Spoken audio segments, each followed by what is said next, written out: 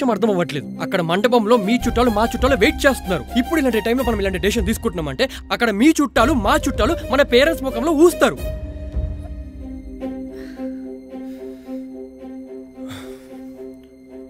వర్ష, ఇదంతా తర్వాత మాడుకుందాం ప్లీజ్. మనం ఫస్ట్ వెళ్దాం, ముహూర్తం దాటిపోతుంది.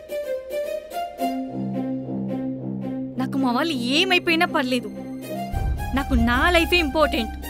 చిన్నప్పటి నుంచి నేను ఇండిపెండెంట్గానే బ్రతికాను, ఇకపై కూడా నేను అలాగే ఉంటాను. తినకెవరు ఫోన్ చేయట్లేరేంటి? స్విచ్ ఆఫ్ చేశాను. ఓ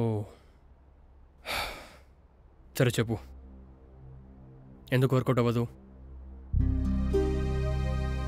లవ్ వరకు బానే ఉంది, బట్ పెళ్ళి అనేసరికి నేనింకా రెడీ అవ్వలేదేమో అనిపిస్తుంది.